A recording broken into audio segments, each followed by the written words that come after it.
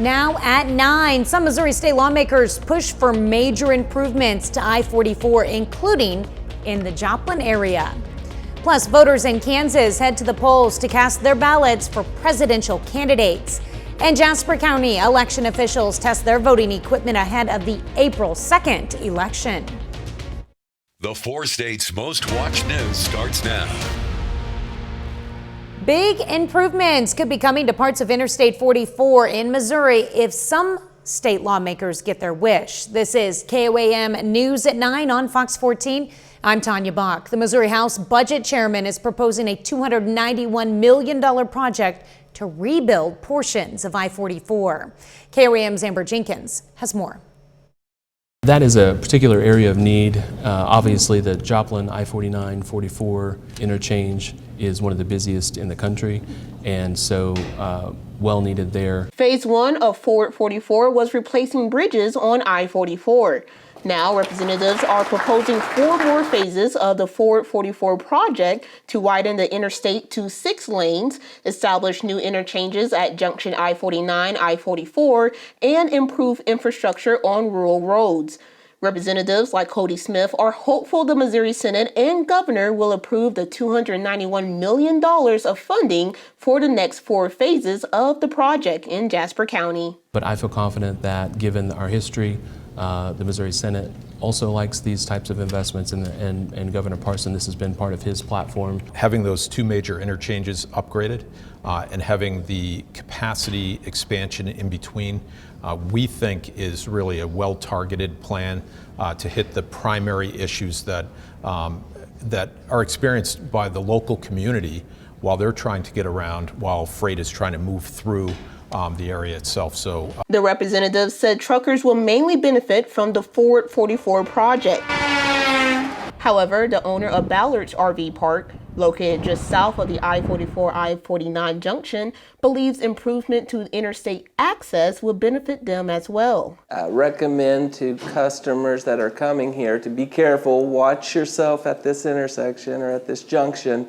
It's dangerous, especially for senior citizens. It's something that you have to go slow to make the ramp, and then you're on an interstate with semis coming at you at 80, 85 miles an hour without the time to speed up, so it's definitely dangerous. Ogden says he hopes Project Forward 44 will get the funding it needs and representatives will start looking to improve other busy roads. I mean, you can see the traffic out here. It's semis all day long. Yeah, the semi just passed. Yeah, and they're driving towards Neosho, so I think that needs to be recognized as a 4-lane highway.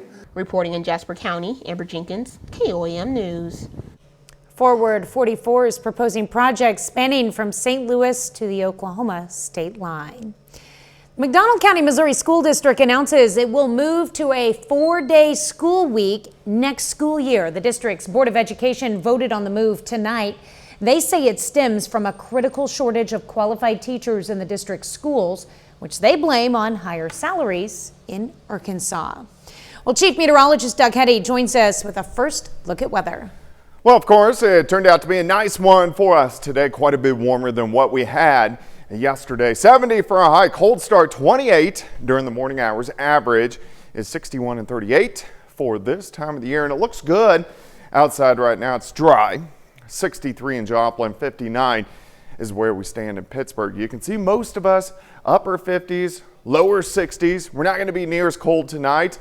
We'll drop back into the mid 40s for overnight lows. It's still windy, but not as bad as what we had earlier this evening. You can see this wind shift line. That's actually a warm front that is kind of setting up shop on top of us, but we are dry. We have clear skies. We'll see clear skies as we go through the overnight hours tonight. We are going to get some rain chances. This wave will start to affect us later in the week. We're going to be talking more about that coming up here in just a bit. All right, thanks, Doug. President Biden and former President Donald Trump acquire even more delegates as they are declared the winners of the presidential primaries in Kansas. They had already clinched their bids for the nominations on Super Tuesday earlier this month, and officials say that's part of the reason why fewer than 100,000 voters in the state hit the polls by mid-afternoon. Another reason is the unusual election date for the state. And it wasn't just the Sunflower State voting today. Biden and Trump have also been declared the winners in Illinois, Ohio, and Florida. In the Sunshine State, Biden supporters did not even have to go to the polls as Florida Democrats canceled their party's primary and awarded President Biden their delegates. The prospective nominees are also expected to sweep Arizona. Well, Jasper County is gearing up for the April 2nd election. The county performed the public test of its voting equipment today, overseen by a bipartisan team. KOAM's Fernanda Silva has the details. The beeping sound was heard hundreds of times at the Jasper County Courthouse. All of that to ensure the 58 recently purchased voting tabulators are ready for the upcoming Missouri election day. One of the most important things that we can do in the election office is to make sure that people trust the equipment, trust the machines, trust the process that we use to run the election every election cycle. According to the county clerk, the testing is also important to verify if the count is accurate. I think the vast majority of the people understand and trust our election system, trust the machines, trust the process, but there are a few people that have questions. I'm just suspicious of anything that's computerized. To address the concern, 72 pre-filed sample ballots were fed through the machine. The testing was done 3 times to ensure the electronic results matched the hand counts made prior to the testing. We can assure people that they can rest easy that the election results are going to be accurate. I always feel good when I see this process being carried out from beginning to end, and I see that our elections are done fairly. According to Jasper County Deputy Clerk, the brand new machines will also promote a quicker procedure for voters on election day. We have noticed that before, when people would be out there casting a ballot, it would take around 10 to 15 seconds perhaps to read a ballot. This machine is a lot faster. It takes around 3 seconds to read the ballot. So it'll keep the lines moving. It'd be wonderful for all the voters out there. In Carthage, Fernanda Silva, KOAM News. Today is also the first day for the no excuse absentee voting period in Missouri. For more election resources, you can go to KOAMnewsnow.com/election. The Newton County Sheriff's Department unveils its new water rescue boat today. The water rescue team marked a new addition to the Sheriff's Department. The annual equipment fund paid for the boat, and a private donation covered the cost of all of the gear for the 6 deputies on the team. The boat is dedicated to the memory of Brooke Robinson, a Joplin 7th grader who died on Shoal Creek in 2017. Family of the victim, Brooke Robinson, was gracious enough to allow us to dedicate the boat to her memory. After all, her incident is what got us thinking about this boat and doing this. And sheriff's departments usually aren't a lot involved in water rescue efforts, but I don't like sitting on the sidelines. Brooke's family was on hand to see the boat for the first time. The Kansas Technology Center at Pitt State today received a brand new tractor. The tractor, a donation from a PSU alumnus, will be used for students in the automotive tech program to learn about fluid power, advanced hydraulics, and diesel fundamentals. For the donor, Kelly Burgess, the tractor was a great way to give something back to his school. In the back with a speed rower, so we're very excited, and it's actually one of the fun parts of the job is to be able to do such a donation like this and get to come back to our old stomping grounds and support the university again, because they certainly supported me when I was coming through these programs, and I'm very happy to support these programs now. Case New Holland, the company that made the tractor, also recruits Pitt State students for internships and graduates for full-time positions. Well, coming up, shoring up medical care gaps. A lack of equal research surrounding women's health is triggering red flags. I'm Jackie Ibanez with a look at how a new executive order is aiming to bridge the gaps. That's all straight ahead. The CDC is warning about a global uptick in measles. This health alert comes as the spring and summer travel season kicks off. CDC is calling on doctors to encourage vaccinations, especially for children traveling internationally. The U.S. eliminated measles as an endemic, but some imported cases are seen annually. And so far this year, there have been 58 cases in 17 jurisdictions.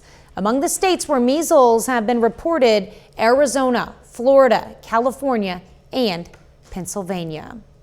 When it comes to health, women still do not receive equal levels of funding and research to help promote new medical breakthroughs and improve their wellness. To help ensure a brighter future for all and bridge critical gaps in the medical system, the White House is enacting a new executive order. Fox News correspondent Jackie Ibanez has her finger on the pulse. All across the country, women are facing dangerous consequences due to decades of healthcare neglect. While women make up half of the population, their medical needs continue to be both understudied and underfunded. When women ask questions, they can't get answers because the majority of the research that's been done in this country has only been done on men. It wasn't until the 1990s when the government required federally funded medical research to actually include women. That's not right, that's not just, and it's going to change. But a new executive order signed Monday by President Joe Biden is aiming to combat the inequities. I'm directing the most comprehensive set of executive actions ever taken to improve women's health. The order is designed to ramp up research centered around women's health, increase data collection, and bolster funding for biomedical testing. Former California First Lady and advocate Maria Shriver alongside the president to stress the importance. Women make up 2/3 of those with Alzheimer's, and no one knows why that is. We make up 80% of those with autoimmune diseases, the majority of those with MS. No one knows why that is. Black and brown women are more likely to develop endometriosis and face pregnancy-related complications. The president also announcing $200 million in investments for the National Institutes of Health, along with more than 20 new actions and commitments by federal agencies to promote women's wellness. Jackie Ibanez, Fox News. Well, Doug is next with a complete look at your forecast, and later several Southeast Kansas high school football standouts signed to continue their careers at the college level.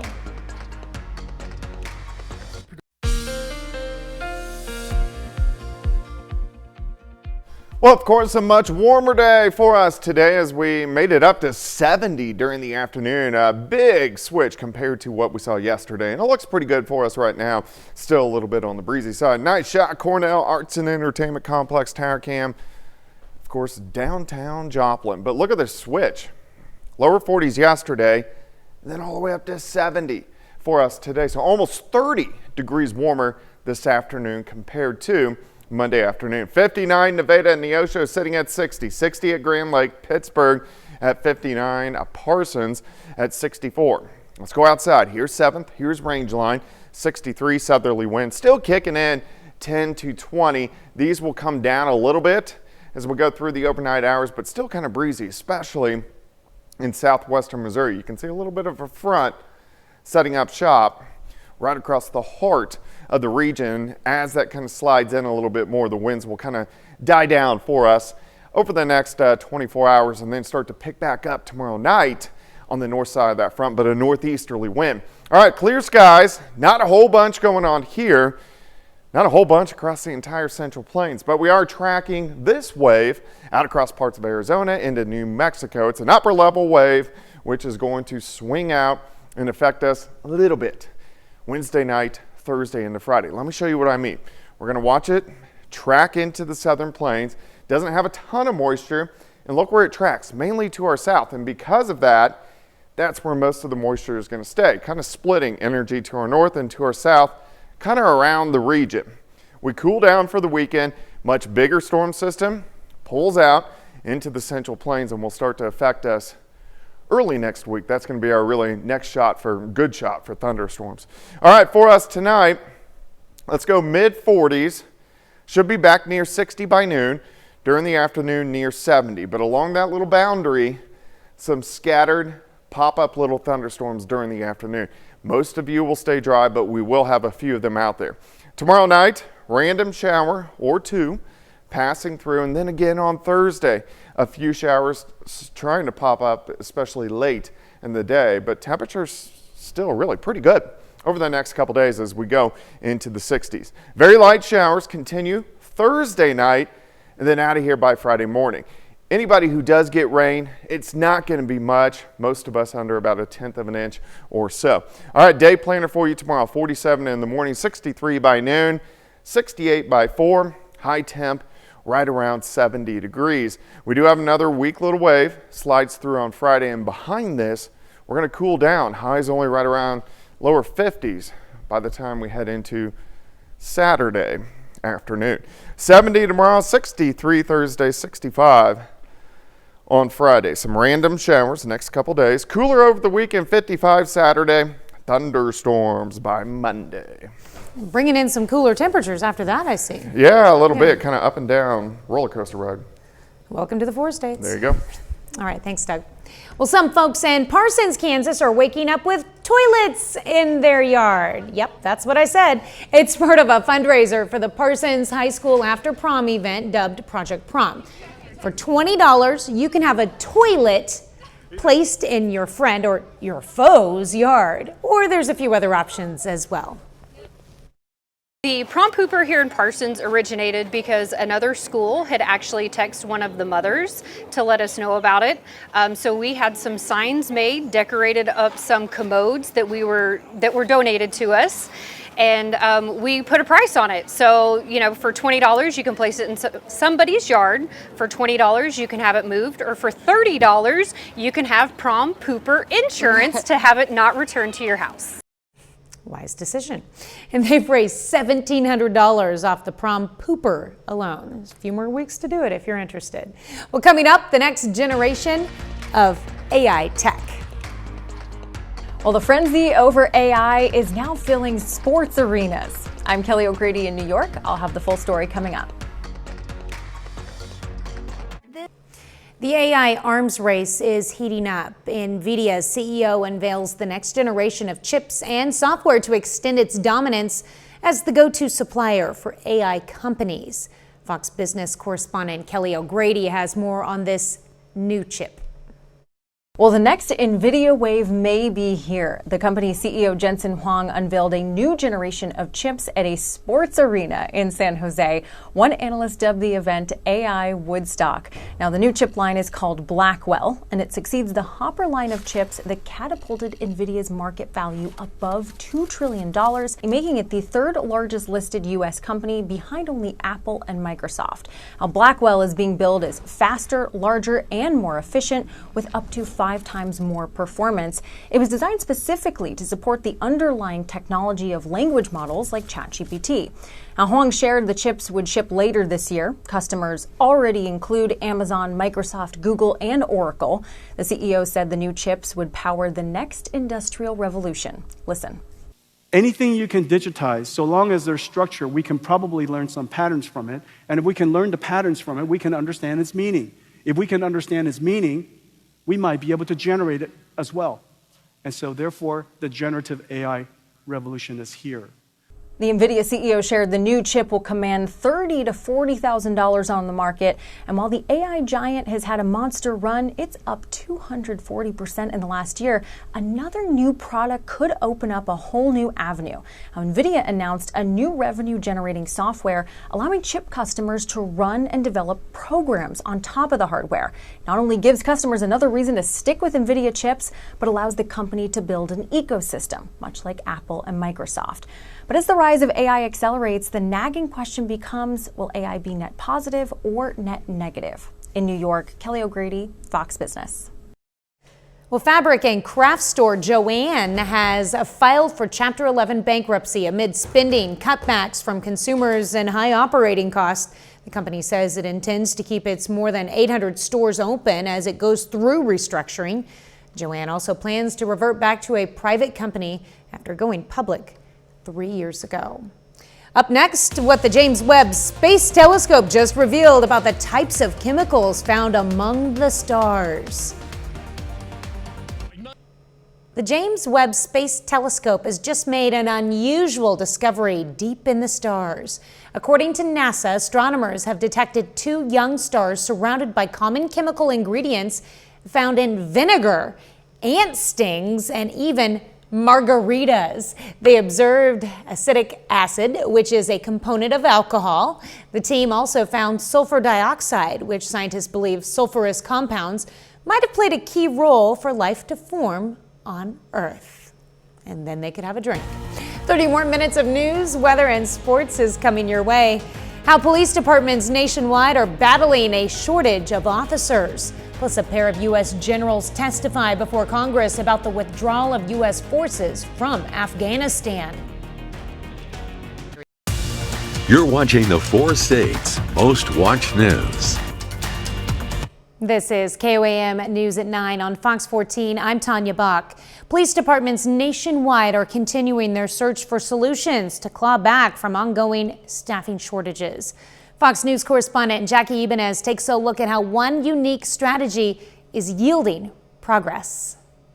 To help tackle crime and boost public safety, police departments across the country are trying to combat ongoing recruitment challenges that many officers attribute to the COVID-19 pandemic and upticks in police disapproval since the murder of George Floyd. 12, 13, 14. A potential solution used by the Philadelphia Police Department could become a nationwide trend. Late last year, Pennsylvania's governor signed a law lowering the physical fitness requirements potential officers need to complete before they can enter the police academy. The requirements before were a little bit tough. Some people, they don't believe they can do that, so they already short themselves out, like I'm not gonna apply. This means candidates will now be able to pass their initial fitness exams, doing fewer push-ups and sit-ups and completing distance runs at slower speeds. I think this would be a great starting point. And then once you make it into the academy, obviously you're going to be working out all the time. Department officials hope lowering the requirements gets more prospective recruits through the doors, which they say will also help boost diversity on the force. But officials say this doesn't mean candidates get off easier. Once in the academy, recruits will need to improve their fitness to pass their final, tougher fitness test. Your graduation standard is still the graduation standard it's been for the last 10 years. So far, the strategy is working in Philly. Since the law was signed, officials noticed a 15% increase in the number of people passing their entry fitness exams. Jackie Ibanez, Fox News. Congressional leaders formally announced a deal today to keep the rest of the government funded through the fiscal year. House Speaker Mike Johnson said House and Senate committees have started drafting the text of the bill. He said the text would be released and considered by the full House and Senate as soon as it is ready. Congress has until the end of the day Friday to pass the deal. Well, a divided Supreme Court is allowing Texas to begin enforcing a law that gives police broad powers to arrest migrants suspected of crossing the border illegally. The conservative majority's order rejects an emergency application from the Biden administration, which says the law is a clear violation of federal authority that would cause chaos in immigration law. Texas Governor Greg Abbott says the order allows Texas to begin enforcing the law. Two generals at the helm when President Biden pulled U.S. forces out of Afghanistan took questions on Capitol Hill today. Both spoke about the evacuation operation and the attack, which left 13 Americans dead. Under questioning from House members, retired General Kenneth McKenzie said the evacuation plan was, quote, too little, too late. Fox News correspondent Caroline Shively reports from Washington.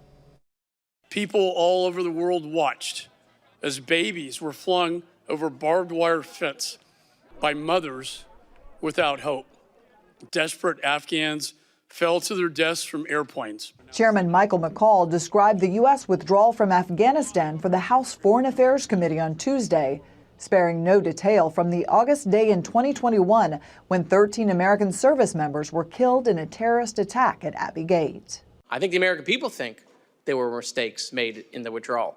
Two of the nation's top generals in 2021 testifying the State Department decided on a non-combatant evacuation plan only days before the U.S. pulled out. The U.S. military alerted, marshaled, mobilized, and rapidly deployed faster than any military in the world could ever do. It is my assessment that that decision came too late. If there is culpability in this attack, it lies in policy decisions that created the environment of August 2021 in Kabul. In the audience, the father of Lance Corporal Kareem Nakui, who died when suicide bombers targeted the Kabul airport. Stephen Nakui was arrested for shouting Abbey Gate and interrupting President Biden's State of the Union address earlier this month. Nobody from the White House has ever reached out to us. We repeatedly asked them to. Democrats on the committee called the hearing biased and accused the Trump administration of poor planning that helped the Taliban rise to power ahead of the withdrawal. In Washington, Caroline Shively, Fox News. A bit later, the latest from Buckingham Palace. After months of health speculations, we're learning more about the status of Britain's royal family. In London, I'm Alex Hogan. I'll have more on this story coming up.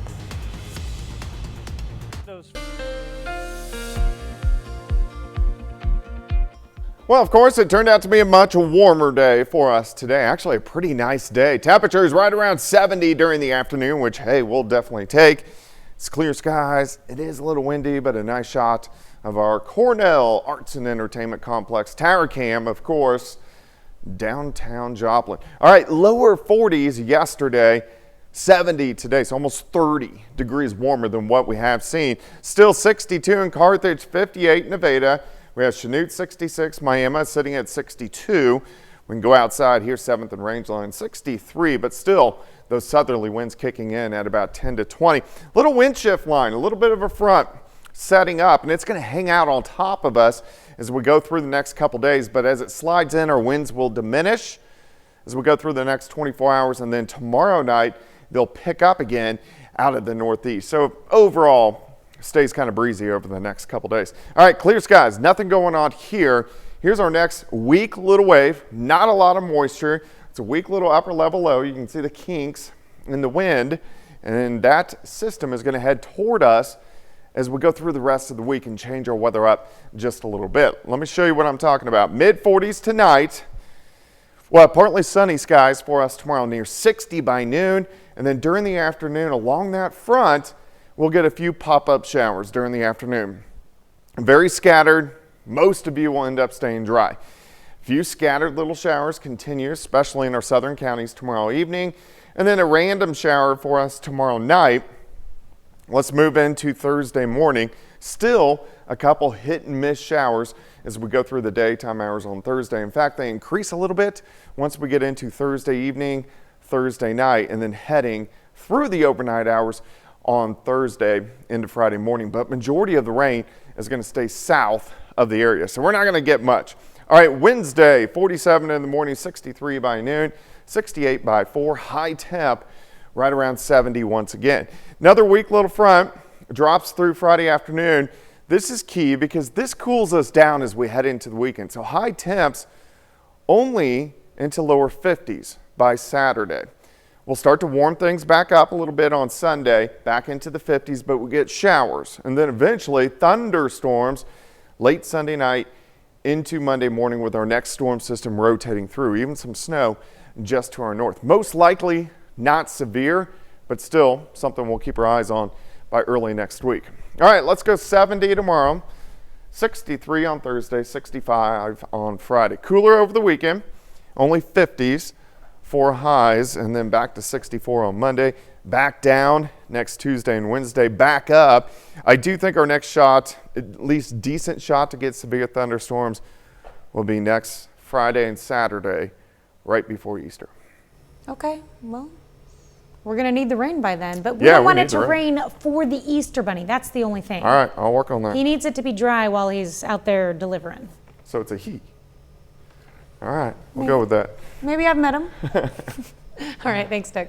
Well, coming up in sports, 4 local high school baseball teams begin their 2024 seasons, plus 3 local high school football players signed to play at the collegiate level. John Dales has those stories and more up next.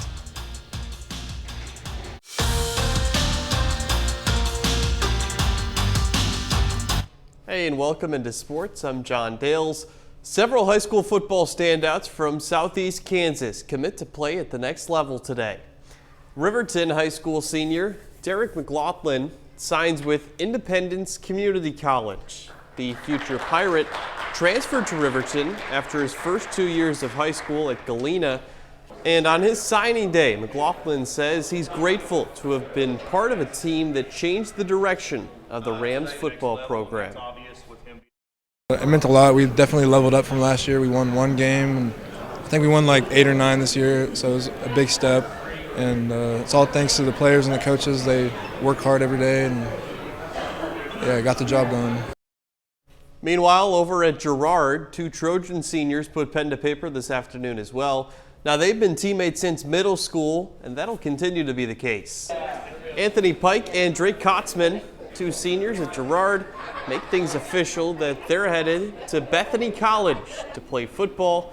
The 2 of them have been super close both on and off the fields and are grateful that doesn't have to end anytime soon. We kind of talked about it, always talked about going to the same college if we did get the opportunity, and obviously we did, and it was a big decision, and we decided to make it together and keep on playing like we have been all 4 years, even through middle school. He's been my best friend since 6th grade.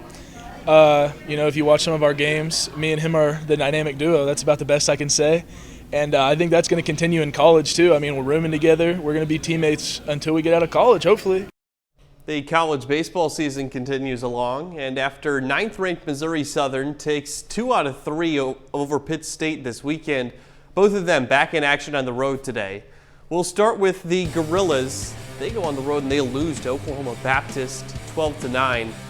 That concludes a brief 1-game road stint. PSU back at home Friday through Sunday against Central Oklahoma. Better news for Missouri Southern. The Lions look very deserving of their top 10 ranking. They beat Drury 10-8. Southern also returns home this weekend. It faces Washburn in a 3-game set from Friday to Sunday. Over on the high school level, Joplin baseball takes down Colgan across state lines 2-1, and McDonald County wins a pitcher's duel 1-0 over Neosho. Destin Dowd has the game's only RBI. Well, you still have until Thursday morning to fill out your bracket, but March Madness officially begins tonight with the first 4 play-in games in Dayton. Now, the first game of the 2024 NCAA men's basketball tournament comes down to the final seconds. Wagner beats Howard 71-68. The Seahawks, they're 16 seed. They advance to the round of 64 to play 1 seed North Carolina on Thursday afternoon. Now, the second game of the night, not quite as exciting. Virginia was one of the last teams to sneak into the tournament. The Cavaliers don't look very deserving of that bid right now. They trail Colorado State 27-14 at halftime. So 2 more play-in games tomorrow, but the real fun really starts Thursday and Friday. That's when the whole round of 64 is played. I haven't really dug into my brackets yet. I gotta work on that. Still have time. I still need to work on mine too. Yes, we'll get that nailed out. Of course. All right. We'll be back with more news after this. After months of speculation, we're getting an update on the health status of Britain's royal family. It comes more than a week after Kensington Palace released a photo of Princess Kate, which some found to be edited. Fox News correspondent Alex Hogan has more. Hey, how are you? Prince William promoting his project to end homelessness in the UK on Tuesday. The trip comes after William and his wife Catherine were reportedly seen at a farm shop near their Windsor home. According to British tabloid The Sun, witnesses say Princess Kate appeared to be happy, relaxed, and healthy. So it's good to see that she's back, and hopefully she's doing well. The report follows speculation about Kate's health after she underwent a planned abdominal surgery in January. Then last week, Kensington Palace distributed a photo of the princess posing with her children, but that was later taken down by major photo agencies because it appeared to be edited. Kate later apologized, saying in part, quote, "Like many amateur photographers, I do occasionally experiment with editing." We've never been used to seeing Kate have such a long leave of absence. And of course, there is a natural concern amongst the public. Meanwhile, King Charles III is also getting back to work as he receives treatment for cancer. On Tuesday, he was pictured meeting with Korean War veterans at Buckingham Palace following a false Russian media report that Britain's monarch had died. We are seeing the royals acknowledge that we live in a different climate. We live in a different digital age where everyone seems to know everything about everyone's life. Kensington Palace has previously said that the princess will return to royal duties after Easter at the end of this month. In London, Alex Hogan, Fox News. I never had a doubt. Who you gonna call? Coming up, we get a sneak peek at the newest Ghostbusters movie hitting theaters Friday. The Spangler family returns to Busting Ghost in theaters this weekend. Ghostbusters Frozen Empire follows the new generation of Ghostbusters, teaming up with familiar faces to fight an icy villain. Here's Fox's Ashley Dvorkin. We're the Ghostbusters. Ghostbusters Frozen Empire brings the franchise back to where it all started, New York City. When we think of the 1984 Ghostbusters, we think of the firehouse and we think of the OGs. And here we were inside the firehouse with the OGs. It's so kind of central to this story and the movie. It was all very exciting and a bit surreal. Can I be of any help? The film takes ghostbusting to the next level when new and original Ghostbusters unite to fight an evil force threatening to destroy the world with a second ice age. The death chill. I mean, is there anything scarier than that? Even those words.